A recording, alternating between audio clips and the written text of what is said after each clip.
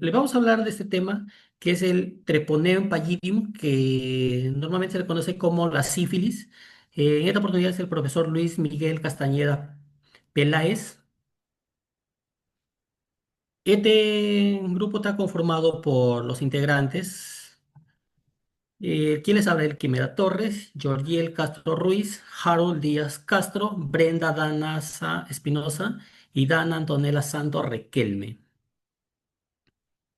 En este video le vamos a hablar las características del agente etiológico, enfermedad que produce, mecanismo y vía de infección, descripción de la enfermedad, reservorio, prevención, diagnóstico y lo que viene a ser el tratamiento. El Treponema pallidum es el agente causal de la sífilis, una infección de transmisión sexual que sigue siendo un problema relevante para la salud pública mundial. Según la OMS, cada año se producen millones de casos afectando especialmente a poblaciones vulnerables, como vienen a ser las mujeres embarazadas, debido al riesgo de transmisión vertical y la aparición de sífilis congénita.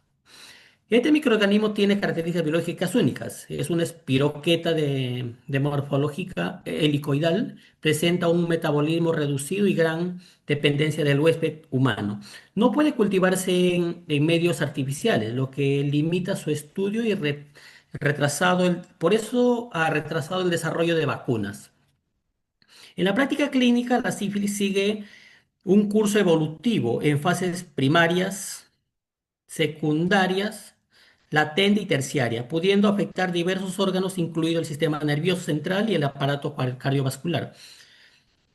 Además, la sífilis es capaz de evadir la respuesta inmune gracias a la variación congénica y el camuflaje de proteínas del huésped, lo que explica su persistencia y la cronicidad de la infección.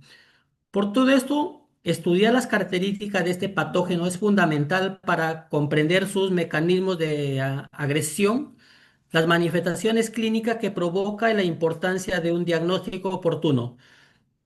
Recordando que la penicilina sigue siendo el pilar del tratamiento para esta enfermedad.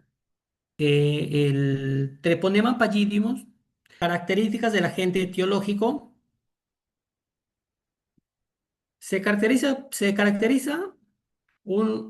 por ser una espiroqueta morfológica helicoidal. Mide entre 6 y 20 micrómetros de longitud y 0,1 a 0,2 micrómetros de diámetro, lo que dificulta su observación en microscopía convencional. Poseer de 6 a 12 es- espiras regulares y desplazarse gracias a los flagelos periplásticos que le dan un movimiento en sarconchos, favoreciendo la penetración de tejidos y la diseminación sistemática. En cuanto a su pared celular, es similar a la de las bacterias gram negativas, pero contiene muy pocas proteínas expuestas, lo que disminuye la antigenicidad y le permite evadir la respuesta inmunológica. Carece de liposacáridos tóxicos, típico de la gram negativa, lo que representa una característica particular en su biología. Respecto a su genoma, es muy reducido, aproximadamente de 1 a 14, lo que le refleja su metabolismo limitado y su fuente de dependencia de nutrientes del huésped humano. Esta dependencia explica que no puede cultivarse en medios artificiales, lo que constituye una gran dificultad para su estudio en laboratorios, como lo habíamos mencionado. Ya continuando con los factores de virulencia, tenemos la motilidad helicoidal que permite atravesar la mucosa, la adhesión del huésped mediante la fibronectina y la laminina, la variación antigénica, dificultad de reconocimiento inmunitario, el camuflaje antigénico, recubrimiento de proteínas del huésped. Es importante destacar el único reservorio natural de de la sífilis, que es el ser humano, lo que refuerza su papel como patógeno obligado. Es muy sensible al ambiente y que se inactiva fácilmente con calor, desecación y desinfectantes. Por esta razón, su supervivencia depende del contacto directo con las personas. No, la sífilis es una infección de transmisión sexual causada por la bacteria Treponema pallidum. Es fundamental conocer esta enfermedad, ya que si no se llega a tratar a tiempo puede evolucionar y causar graves complicaciones de salud. Y bueno, además la sífilis también puede transmitirse de una madre infectada a su hijo durante el embarazo. Esta condición es conocida como la sífilis congénita y a continuación exploraremos las distintas etapas de la enfermedad. En primer lugar tenemos la sífilis primaria. Esta aparece entre los 14 y 21 días después de la infección. Esta se caracteriza por la aparición de varias llagas indóloras que no se presenta dolor, llamadas chancros. Aunque estas llagas se sanan así por sí solas, la bacteria aún pertenece en el cuerpo. Y posteriormente hablaremos sobre la infección avanzada, que viene a ser la sífilis secundaria. En esta etapa es muy común que aparezca una erupción cutánea en diferentes partes del cuerpo. Mayormente aparece en las palmas de las manos o en las plantas de los pies. Otros síntomas que se pueden incluir es la fiebre, dolor de garganta y fatiga. Es de manera similar a la etapa primaria. Los síntomas también pueden desaparecer sin tratamiento. Y por último, bueno, antes de que llegue a la tercera etapa, la enfermedad, si no se llega a tratar, pasa a la sífilis latente, una fase asintomática que puede durar años. Y finalmente llegamos a la etapa más grande, más grave, que viene a ser la sífilis terciaria. Y cabe destacar que esta fase puede manifestarse entre los 10 y 30 años después de la infección inicial y puede causar graves daños en el corazón, en el cerebro y otros órganos, provocando consecuencias tan graves como la parálisis, la ceguera, demencia o hasta incluso se puede llegar a la muerte. Afortunadamente, la sífilis es fácilmente curable, eh, bueno, en sus etapas iniciales. El tratamiento de elección son los antibióticos y, como antes mencionó mi compañero, principalmente se usa la penicilina. Se transmite principalmente por contacto sexual sin protección, el cual entra al cuerpo por la piel o las membranas mucosas, como las de la vagina, el pene o la boca. Y durante el contacto con úlceras infecciosas, tan más conocidas como los chancros. En vía transplacentaria, es decir, en el embarazo, cuando una mujer embarazada con sífilis transmite la infección a su feto durante la gestación, lo que causa de que al no tener chequeos constantes durante la gestación, el bebé termina con la sífilis congénita, lo que causa graves problemas en su cuerpo, incluso después del nacimiento. Lo que le sigue es la vía sanguínea, que es las transfusiones de sangre o intercambio de agujas. O es menos frecuente, pero posible. El mecanismo es que puede ocurrir al compartir agujas, como ya se mencionó, y jeringas entre usuarios de drogas intravenosas o a través de incluso transfusiones de sangre. O también con navajas. Características importantes de la sífilis, de la Treponema pallidum, es que es contagiosa en sus fases primaria y secundaria, como se mencionó anteriormente mi compañero, y a veces en la latente temprana.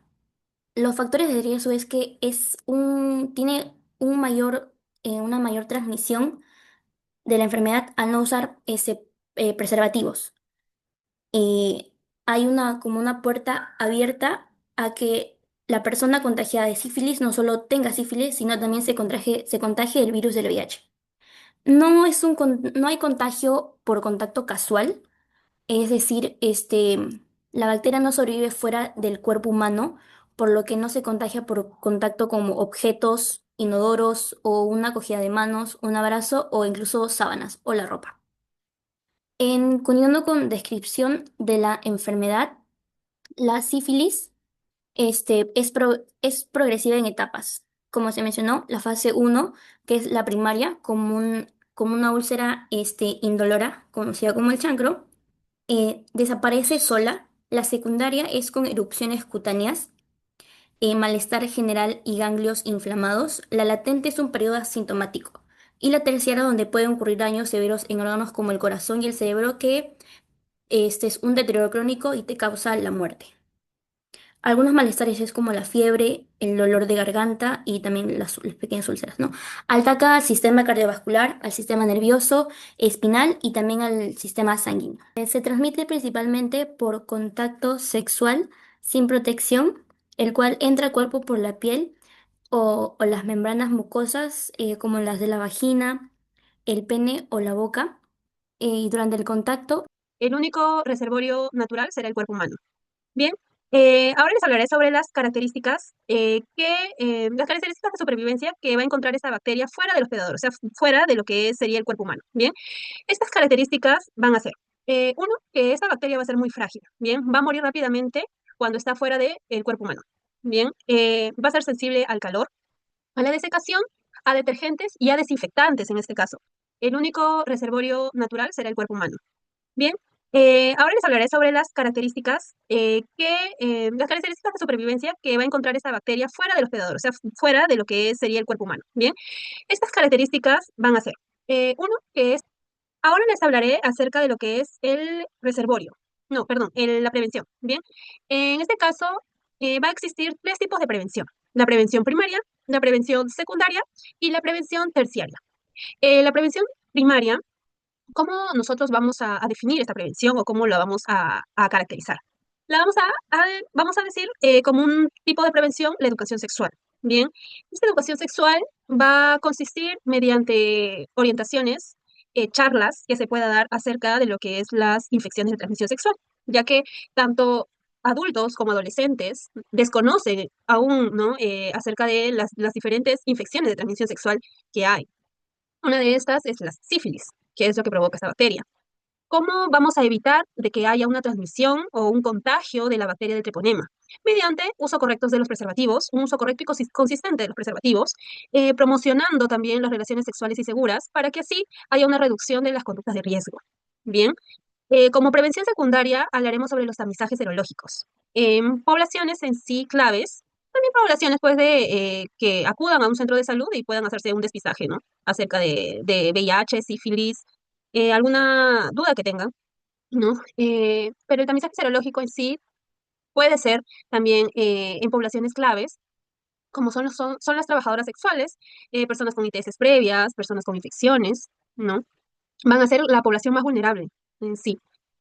También un control prenatal obligatorio para las madres gestantes, con pruebas en sí en el primer trimestre, también en áreas endémicas, repetición en el tercer trimestre y en el parto, ya que en este caso, como les hablé, en el reservorio existe lo que es, como vía de transmisión de esta bacteria, es la transmisión vertical, ¿no? Que es cuando la madre da luz y ahí pues puede contagiar al bebé de lo que es sífilis, ¿no? Ya que el bebé tiene contacto directo con los fluidos, con las lesiones que tiene la madre. Entonces hay que darle un buen control prenatal. Con los respectivos despistajes en el primer trimestre y en el tercer trimestre. Ahora, un tratamiento también inmediato, o sea, ¿con qué tratamiento vamos a eliminar esta bacteria, no? Se elimina con la penicilina benzatínica, que sigue siendo, bueno, el fármaco de elección para evitar para que desaparezca en sí esta bacteria, ¿no? Del cuerpo. Bien, ahora hablaremos sobre qué, sobre las prevenciones, como un tipo de prevención terciaria, ¿no? Eh, Diagnósticos tempranos de la sífilis, para evitar complicaciones avanzadas. Bien, también vamos a rastrear en sí y notificar de contactos sexuales para que se interrumpan en sí las cadenas de transmisiones. Ahora también se puede realizar lo que son programas a comunidades de acceso a diagnóstico y terapias de antibióticos. Ahora nos toca presentar el diagnóstico. Para nosotros presentar un buen diagnóstico tenemos que haber estudiado toda la historia clínica y hacer una evaluación de examen físico. La historia clínica es para ver todos los signos y síntomas que ha presentado el paciente durante esta etapa, y el examen físico es para ver si no ha tenido lesiones ni úlceras. Se mandan a hacer pruebas seriológicas como el BDRL y el RPR, pero esas pruebas dan falsos positivos, no son tan certeras. Pero las pruebas como el FTH-ABS y el MHATP sí son pruebas que son más confiables para dar un diagnóstico más certero.